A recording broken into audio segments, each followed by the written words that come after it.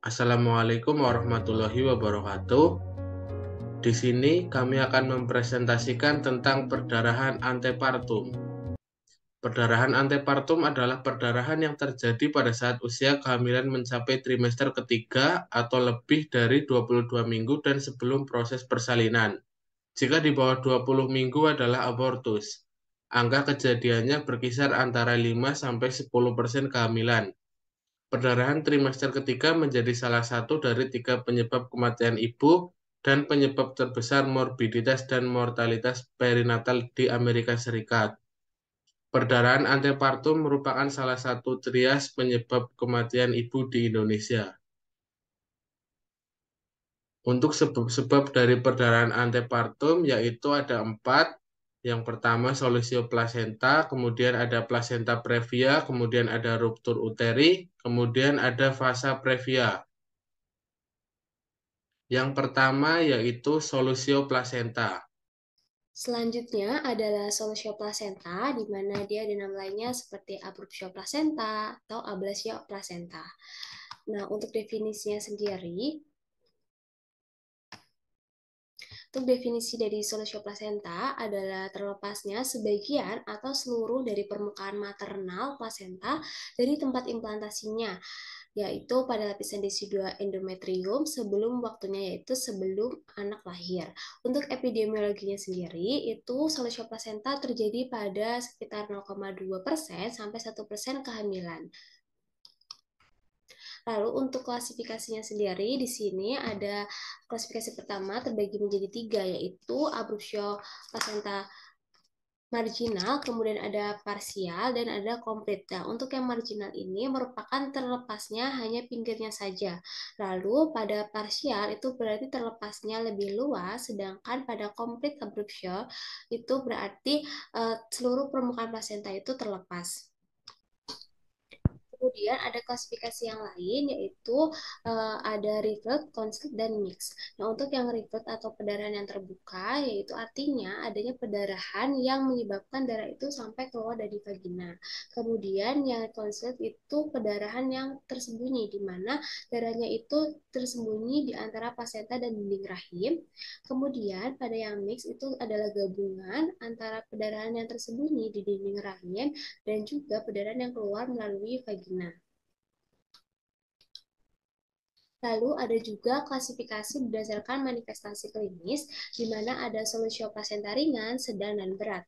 Nah, untuk yang ringan sendiri itu adalah plasenta yang terlepas luasnya adalah kurang dari 25%, kemudian jumlah perdarahannya kurang dari 250 mili, lalu keluar perdarahan pada vaginanya itu belum ada ataupun hanya sedikit saja, kemudian nyeri perutnya ringan dan tidak ada komplikasi pada janin ataupun ibu. Lalu ada solusio plasenta yang sedang, di mana pada yang sedang ini dia luas plasenta yang terlepas adalah 25-50% dengan jumlah perdarahan 250-1000 mili. Kemudian keluar darah dari vaginanya positif, kemudian nyeri perutnya sudah terasa dan akut, kemudian menetap. Lalu untuk komplikasi pada ibunya seperti terlihat pucat, lalu akral dingin. Pada janinnya sendiri akan terlihat takikardi, kemudian ada hipotensi ataupun gagal janin. Lalu ada solusio plasenta yang berat, di mana pada keadaan berat ini luas plasenta yang terlepas adalah lebih dari 50%, di mana jumlah perdarahannya lebih dari 1000 mili, lalu warnanya hitam. Kemudian untuk TFU-nya itu lebih tinggi karena adanya perdarahan yang tersimpan, kemudian tersembunyi, lalu pada nyeri perutnya itu terasa nyeri perut dengan tegang dan terasa keras seperti papan. Kemudian pada komplikasi pada ibu akan adanya shock, kemudian ada pada janinnya sendiri bisa mengakibatkan jijinya tidak terdengar, bahkan sampai fetus yang meninggal. Untuk etiologi dan faktor resikonya sendiri terdapat banyak ya. Untuk ada hipertensi, kemudian ada multiparitas, kemudian juga bisa karena kehamilan yang multiple, kemudian faktor predisposisinya atau precipitating faktornya itu seperti trauma, kemudian ada abdominal trauma, lalu ada versi eksternal ataupun internal. Selanjutnya yaitu patogenesis. Pada solusio plasenta diawali oleh perdarahan ke dalam desidua basalis. Nah, desidua kemudian terpisah, meninggalkan satu lapisan tipis yang melekat ke miometrium. Akibatnya, proses ini pada tahap yang awal memperlihatkan pembentukan hematom desidua yang menyebabkan pemisahan, penekanan, dan akhirnya destruksi plasenta yang berada di dekatnya.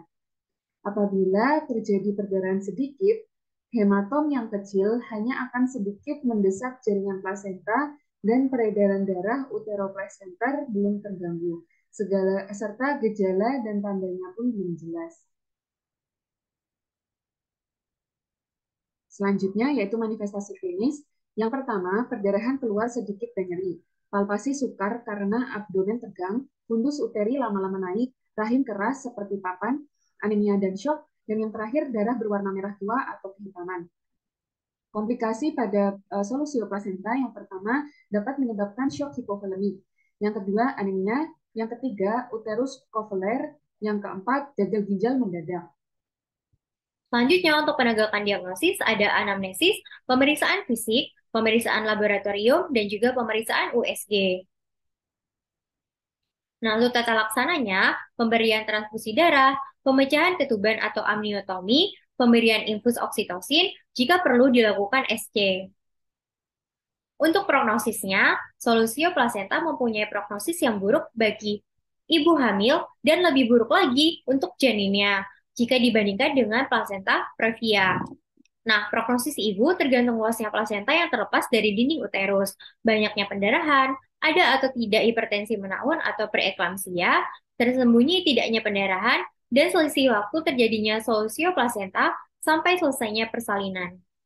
Nah, untuk selanjutnya yaitu plasenta previa. Selanjutnya, definisi dari plasenta previa sendiri merupakan komplikasi obstetrik yang berpotensi parah di mana plasenta itu dia terletak di segmen bawah rahim.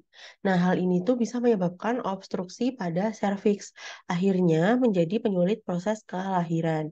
Nah, untuk epidemiologinya sendiri, plasenta previa ini dia menjadi penyebab dari 25% kasus perdarahan antepartum, atau 1 dari 200 kehamilan itu mengalami plasenta previa. Nah, hal ini menyebabkan angka kejadian kehamilan itu dipersulit sebanyak 0,3%. Kemudian 5% dari semua kehamilannya ini tuh prematur. Selanjutnya untuk faktor resikonya, yang pertama itu ada usia yang lebih dari 35 tahun, kemudian multiparitas, kemudian uh, ibu dengan riwayat SC dan kuretase, kemudian ada riwayat miomektomi. Nah, untuk klasifikasinya berdasarkan tempatnya, yang pertama ini ada plasenta previa totalis. Nah, plasenta previa totalis ini plasentanya itu dia terletak menutupi seluruh ostium interna. Kemudian yang kedua itu ada plasenta previa parsial, di mana plasentanya ini dia menutupi sebagian dari ostium interna. Kemudian yang ketiga itu ada plasenta previa marginal. Nah, jadi di sini plasentanya itu terletak tepat sekali di tepi dari ostium interna. Kemudian yang keempat itu ada plasenta previa letak rendah. Jadi ini plasentanya itu dia belum menutupi ostium interna atau biasanya kurang dari 2 cm. Nah, tapi beberapa orang juga menganggap hal ini tuh bukan plasenta previa. Nah, selanjutnya untuk gejalanya sendiri, gejala utamanya yang khas pada plasenta previa yaitu ada perdarahan tapi tanpa disertai nyeri perut. Dan perdarahan pervaginamnya itu dia berwarna merah segar. Kemudian pasien menderita anemia, kemudian ada kelainan letak janin dan bayi lahir prematur. Nah, pada pasien dengan plasenta previa ini kita tidak boleh melakukan VT pada pasien dengan curiga plasenta previa, kecuali sudah di ruang operasi dan siap dioperasi, atau dinamakan dengan double setup. Nah, triknya yaitu PPSS previa atau painless. Nah, kalau solusio itu dia sick atau sangat sakit. Jadi itu untuk membedakan antara plasenta previa dengan solusio plasenta.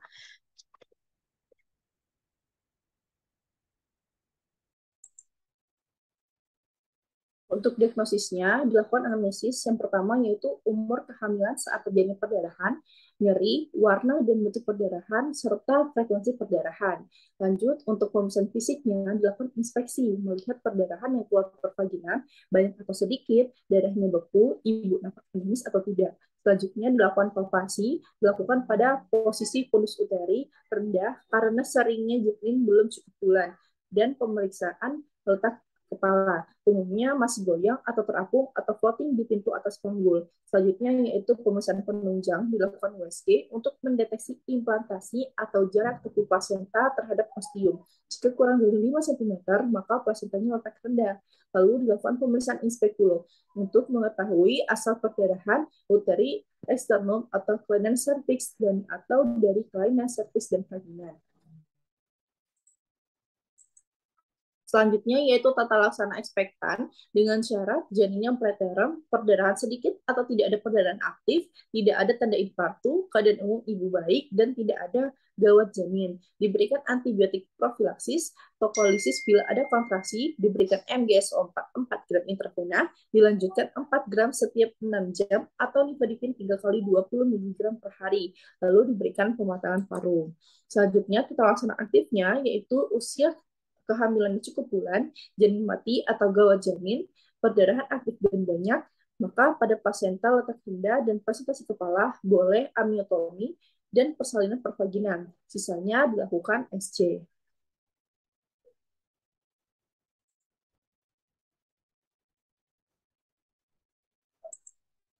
Selanjutnya, definisi dari ruptur uteri. Ruptur uteri merupakan robekan pada rahim sehingga rongga uterus dan rongga peritoneum dapat berhubungan. Ruptur uteri sendiri dapat dibedakan menjadi yang pertama, ruptur uteri komplit dan ruptur uteri inkomplit.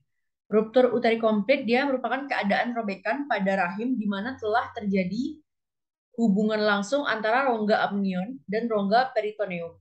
Peritoneum visceral dan kantong ketuban keduanya ikut ruptur. Dengan demikian, janin sebagian atau seluruh tubuhnya telah keluar oleh kontraksi terakhir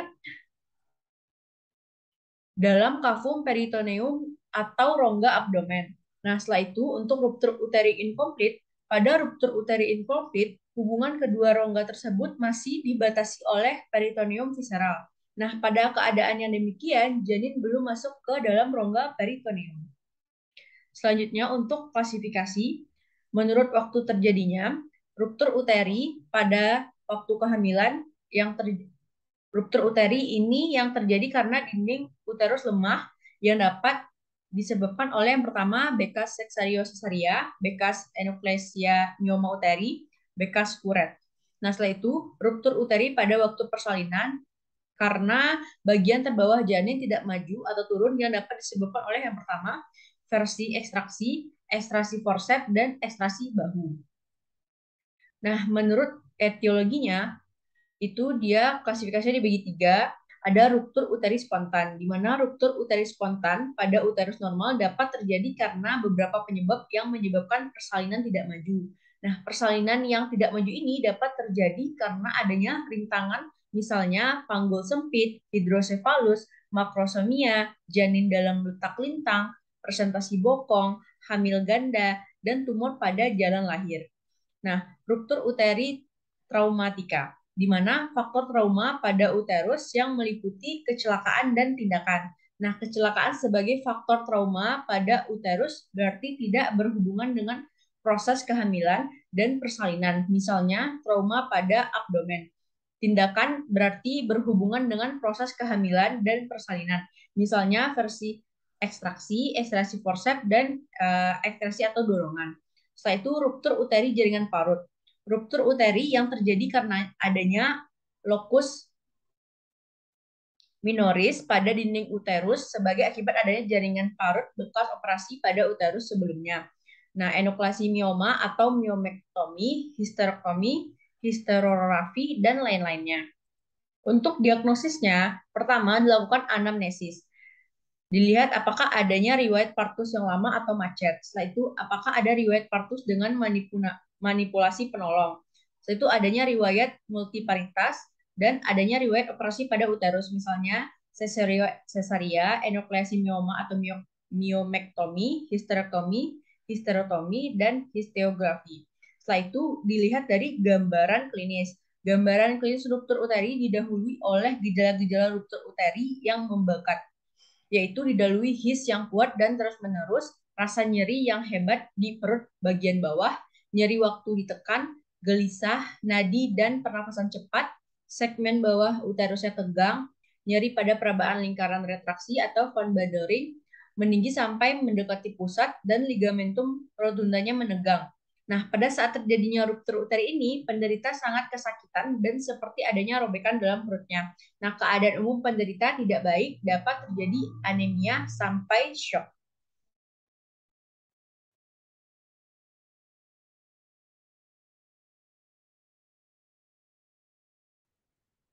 Selanjutnya yaitu gambaran klinis terkait dengan ruptur uteri imminens. Terdapat 3 tanda gambaran klinis khas pada RUI. Yang pertama, ibu mengalami kesakitan karena nyeri yang hebat. Kemudian yang kedua, adanya bundle ring atau cincin patologis, di mana cincin otot-otot yang terlihat di atas pusar karena kontraksi yang kuat dari segmen atas rahim. Kemudian yang ketiga, gross hematuria secara makroskopis saat dilakukannya kateterisasi. Kemudian kita masuk ke definisi dari fasa previa. Istilah fasa previa itu digunakan ketika pembuluh darah terletak sebelum janin berada di jalan lahir. Untuk prevalensinya, fasa previa ini jarang terjadi pada populasi umum dengan prevalensi berkisar antara 1 dalam 1.200 hingga 1 dalam 5.000 kehamilan. Penyakit ini menyebabkan 60% angka kematian janin. Karena eksanguinasi janin yang cepat dapat terjadi setelah pecahnya pembuluh darah ini. Untuk faktor risikonya itu plasenta previa, low-lying placenta, kehamilan kembar atau gemeli, kehamilan terjadi dengan proses infertilisasi in vitro. Untuk klasifikasinya itu ada 2. Yang pertama itu tipe 1 atau filamentous cord insertion. Kemudian yang tipe 2 itu yang bilobed atau multilobed placenta. Untuk diagnosisnya, yang pertama dari anamnesis itu semua wanita hamil dengan perdarahan pervaginam pada trimester 2 dan 3 itu perlu dicurigai sebagai fasa previa. Keluhan utama yang paling umum adalah perdarahan yang berwarna merah, yang gelap, kemudian tanpa rasa nyeri. Kemudian harus menanyakan kemungkinan faktor risiko pada pasien, misalnya riwayat plasenta letak rendah, plasenta previa, kehamilan multiple, dan fertilisasi in vitro. Nah, selanjutnya untuk diagnosis, yang pertama itu anamnesis. Jadi semua wanita hamil dengan perdarahan pervaginam pada trimester 2 dan 3 itu perlu dicurigai sebagai fasa previa. Keluhan utama yang paling umum itu adalah perdarahan yang berwarna merah, gelap, dan tanpa rasa nyeri. Kemudian, menanyakan kemungkinan faktor risiko pada pasien, misalnya riwayat plasenta letak rendah, plasenta previa, kehamilan multiple, dan fertilisasi in vitro. Selanjutnya, yang kedua itu adalah pemeriksaan fisik. Jadi pemeriksaan keadaan umum dan tanda vital itu dapat dinilai jumlah perdarahan yang terjadi pada pasien dan tanda-tanda shock, misalnya hipotensi atau takikardi. Nah, pada pemeriksaan obstetri dimulai dari inspeksi genitalia eksterna, dapat terlihat adanya bekuan darah di sekitar vulva dan banyaknya darah yang keluar melalui vagina. Pemeriksaan inspektio secara hati-hati dapat membedakan sumber perdarahan apakah dari uterus, vagina, atau varises yang pecah. Nah, pada pemeriksaan dalam vagina itu dapat teraba pembuluh darah janin yang berjumlah di dalam ostium internum septic pada jalan lahir. Nah, bila terjadi perdarahan, akan diikuti dengan denyut jantung janin yang tidak beraturan, deslorasi, atau bradikardie pada pemeriksaan kardiotomografi. Kemudian, untuk pemeriksaan penunjangnya, diagnosis pada saat perdarahan vagina dapat dilakukan dengan tes APT, atau pemeriksaan darah untuk sel darah merah berinti. Nah, tes ATT ini melibatkan pengenceran darah dengan air, mengumpulkan supernatant dan menggabungkannya dengan 1% NaOH. Nah, jika campuran yang dihasilkan itu warnanya merah muda, maka itu menandakan darah janin. Nah, kalau warnanya itu kuning coklat, terlihat dengan darah ibu. Nah, namun bila terjadi perdarahan akut akibat ruptur fasa previa, persalinan darurat sering diindikasikan dan biasanya tidak ada waktu untuk menguji sel darah janin.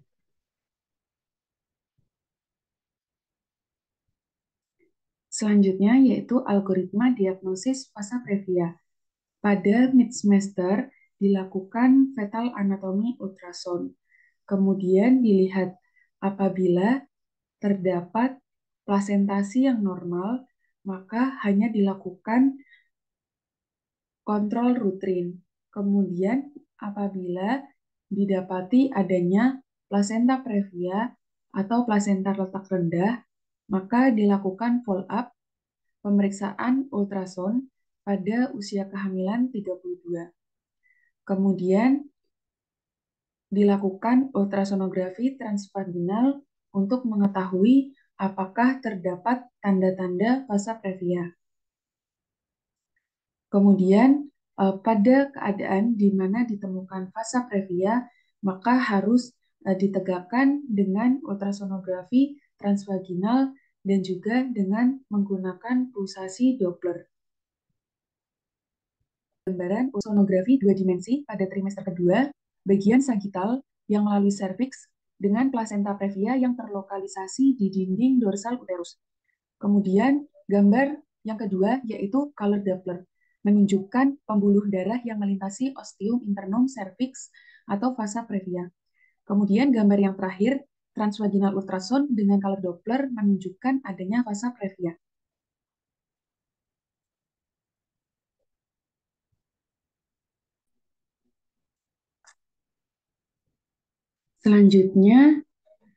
Selanjutnya yaitu tata laksana.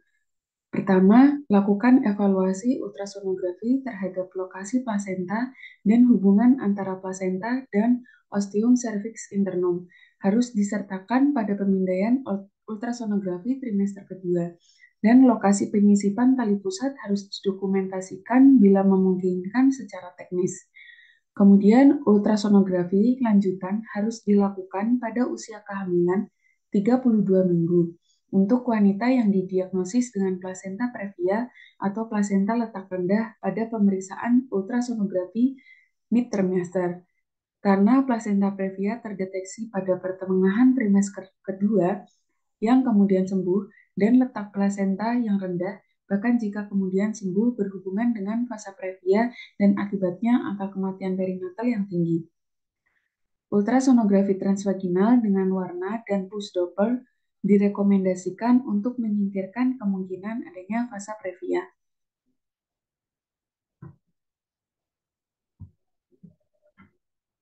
Selanjutnya, jika seorang wanita dengan kehamilan pada usia kehamilan yang layak memiliki diagnosis antenatal fasa previa dan kemungkinan mengalami ketuban pecah dini atau persalinan, maka persalinan sesar harus dilakukan.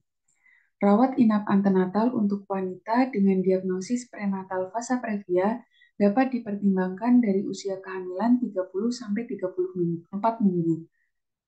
Pemberian kortikosteroid antenatal dapat dipertimbangkan dari usia kehamilan 28-32 minggu. Persalinan sesar terjadwal untuk kehamilan dengan fasa previa dapat dipertimbangkan dari usia kehamilan 34-37 minggu.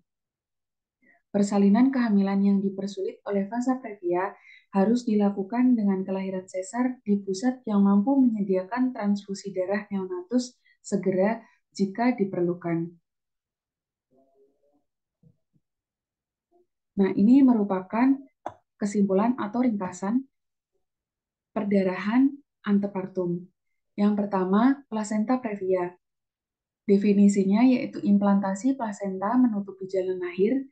Kemudian gejala klinisnya terdapat perdarahan pervaginam tanpa nyeri.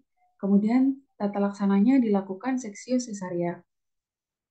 Kemudian pada solusio plasenta, di mana plasenta lepas dari uterus sebelum waktunya dengan gejala klinis berupa perdarahan pervaginam dan nyeri perut yang hebat. Maka dilakukan stabilisasi hemodinamik serta seksio sesaria. Kemudian yang ketiga, ruptur uteri. Didefinisikan sebagai robekan pada rahim sehingga uterus dan rongga peritoneum dapat berhubungan. Gejala klinisnya berupa perdarahan vagina dalam jumlah berlebihan dan timbul rasa sakit yang hebat di sela-sela kontraksi saat melahirkan normal. Untuk tata laksananya, dilakukan stabilisasi hemodinamik dengan laparotomi. Dan yang terakhir yaitu fasa previa, di mana vaskularisasi plasenta itu berdekatan dengan ostium cervix internum. Gejala klinisnya berupa perdarahan vagina tiba-tiba dan tanpa rasa sakit. Untuk tata laksananya, dilakukan stabilisasi hemodinamik serta dilakukan seksio sesaria. Berikut merupakan presentasi yang dapat kami sampaikan. Kurang lebihnya kami mohon maaf. Wassalamualaikum warahmatullahi wabarakatuh.